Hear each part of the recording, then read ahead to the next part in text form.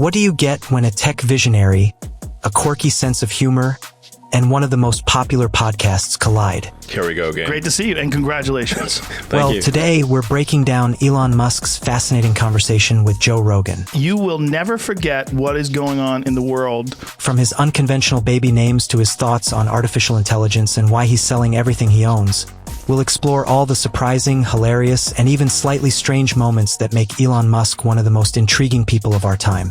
Buckle up, because we're about to take a deep dive into the mind of Musk. All right, let's talk about that name. And then, how do you say the name? XAEA12. Well, is it a placeholder? It's not every day you hear someone name their child something that sounds like a sci-fi code. First of all, my partner is the one that actually mostly came up with the name. Congratulations to her. Yeah, she's great at names. Elon Musk and his partner, Grimes, definitely took unique to the next level. Perfect. Yes. I mean, that was the perfect day for you. But there's a backstory here. And that's hilarious, too. Yeah. And as Elon explains, it's not just random letters thrown together. It's just X, the letter X. It's part mathematical, part personal, part...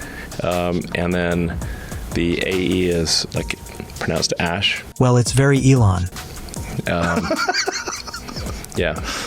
He named his child after the Archangel 12. And then A12 is my contribution. Which, according to Musk... Oh, why A12? Archangel 12. Is the coolest aircraft ever made. The precursor to the SR-71. Now, think about that. Coolest plane ever. It's true.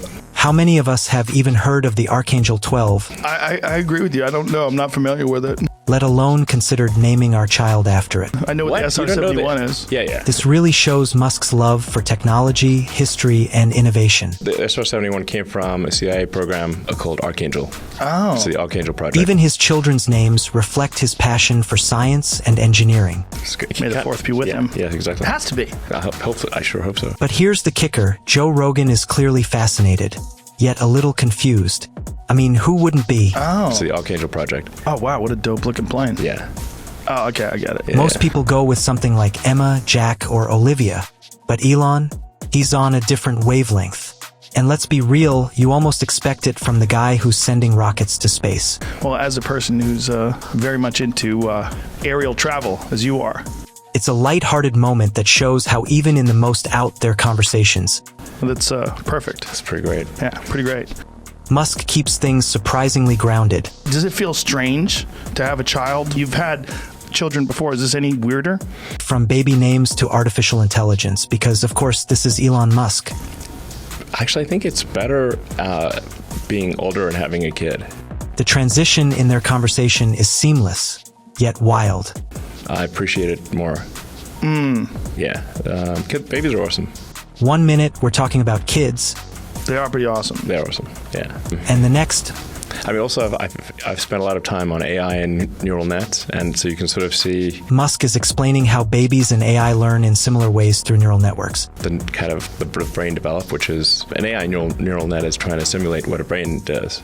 It's a deep, technical concept. And you can sort of see it learning very quickly. It's just, wow.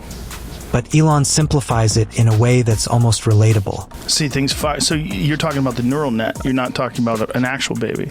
He compares AI learning to how babies learn from their surroundings. I'm talking about an actual baby. But both of them. Yes, but the word neural net comes from the brain. It's like a net of neurons. Both are absorbing information, recognizing patterns, and adapting. It's like the humans are the original gangster neural net. That's a great way to put it. Yeah. But this isn't just a metaphor. For Musk, this comparison is real. So when you're programming artificial intelligence, are they specifically trying to mimic the developmental process of a human brain? His company, Neuralink, is already working on merging the human brain with AI. In a lot of ways. There's some ways that are different. An analogy that's often used is like we don't make a submarine swim like a fish.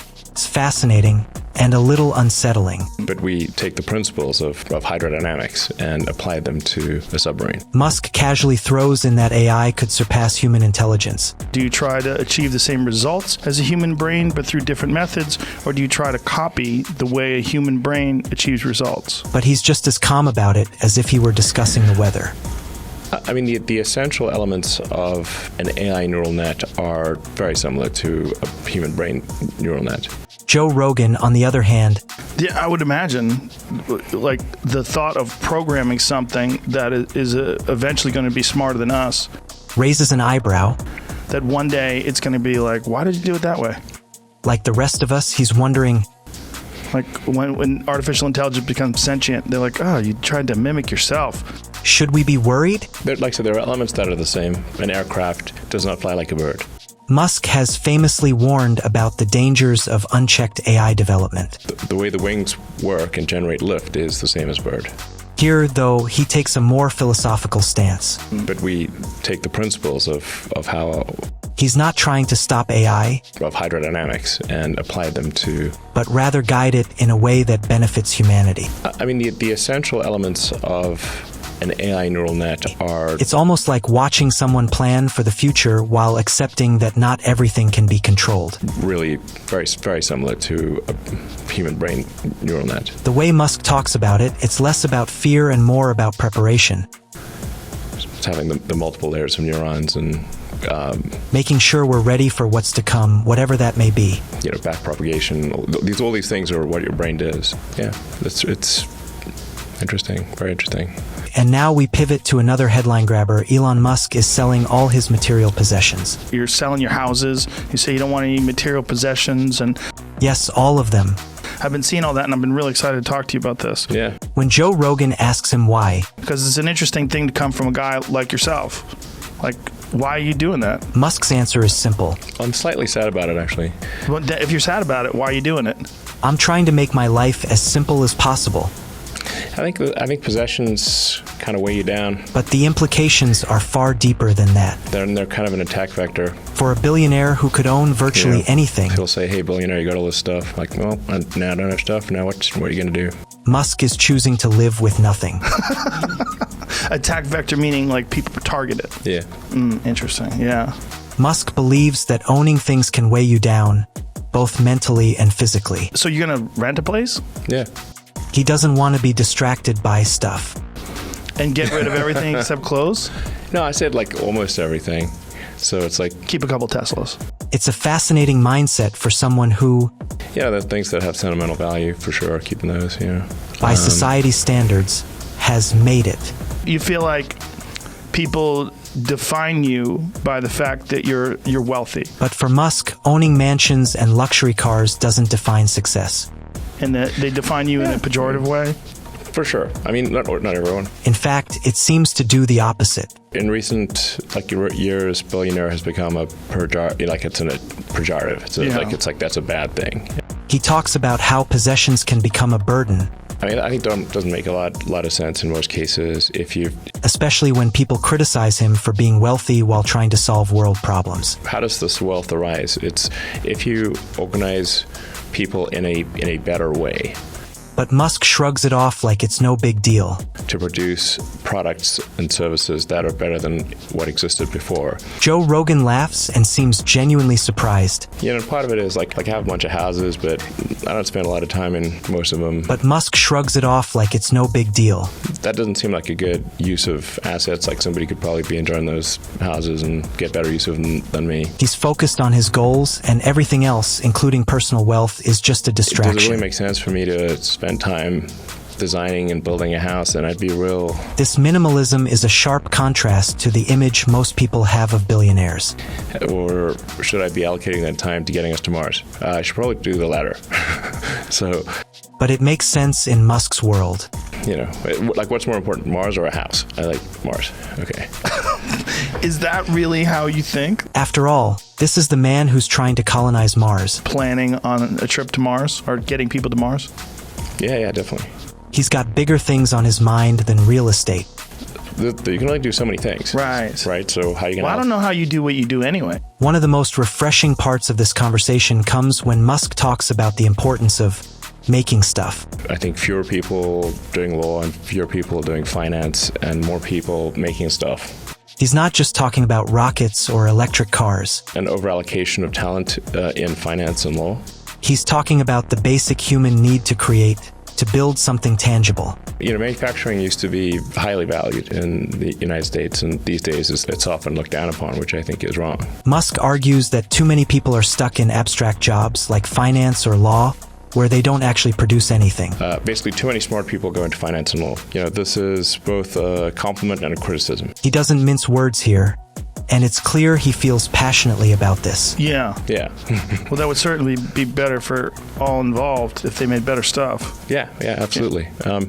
Musk believes that the future of humanity depends on building real, physical things. There's a lot of value into making things here. Yes, somebody's got to do the real work. And he's right. Whether it's infrastructure, new technology, or even art, creation drives progress.